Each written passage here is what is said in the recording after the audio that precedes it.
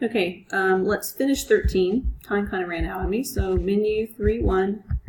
I need my fraction bar. There it is. I need to type in 2 over 3, arrow over, parentheses, x minus 9, close parentheses, equals -4, parentheses, x minus 8, close parentheses, plus 18. And the variable is x, so it'll be a comma x. And then hit enter. I get 12 for my answer, so let's go back. And so for number 13, our answer should be A for 12. So number 14 says, what are the x and the y intercepts of the graph below, and then what is the direction of the graph? So x-intercept, here's my x-axis. Let's start with that one. 1, 2, 3, 4, 5, 6, 7. So my x-intercept is going to be 7, 0. And my y-intercept, here's my y-axis. So let's go down. 1, 2, 3, 4, 5. It's at -5. So that means it would be 0, -5. And the direction of my graph, if I start from the left and I'm going this up, I read from left to right, and it looks like I'm going up. So the direction would be increasing.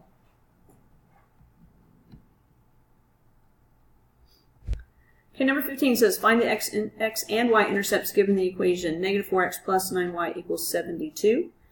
So on this, all we have to do is we are replacing, if I want the x-intercept, I'm replacing my y with 0, and they've kind of given that to us over here. So if I say -4x plus 9 times 0 equals 72.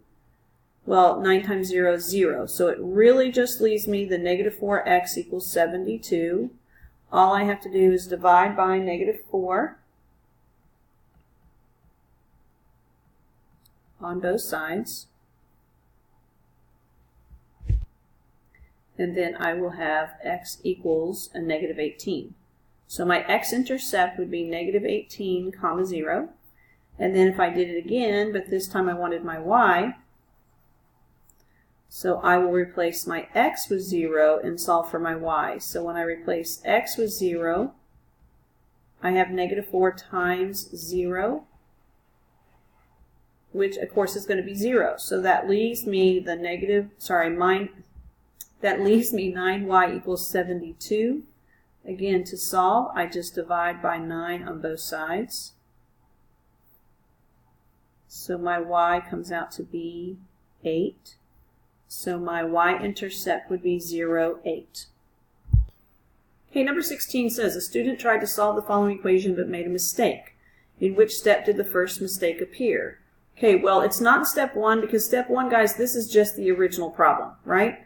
So let's look and see what we should have done. If this is my problem, my first step should be to eliminate parentheses.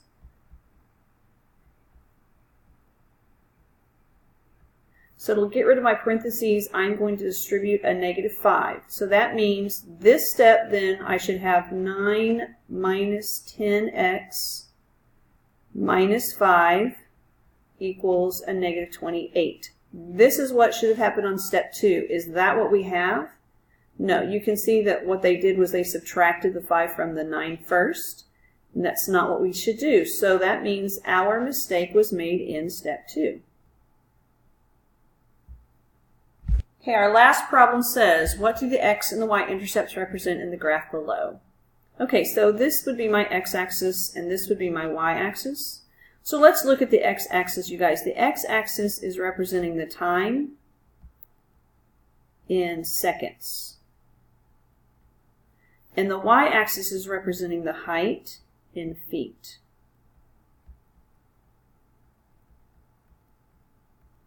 Okay, so if I look at my x-intercept, it is a positive 6, 0, right? So that means at 6 seconds, the descent of the eagle, because that's what we're talking about, in 6 seconds, the descent of the eagle is at 0 feet, which means in 6 seconds,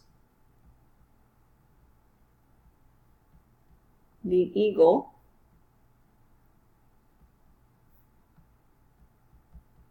will be on the ground.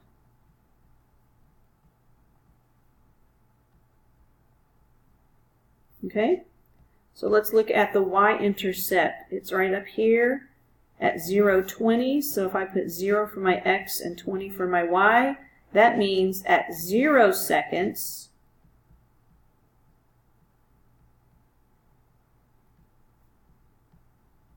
the eagle will be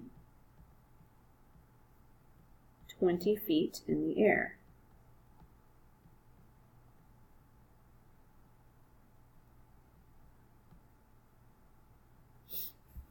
Okay, good luck on your CBA tomorrow.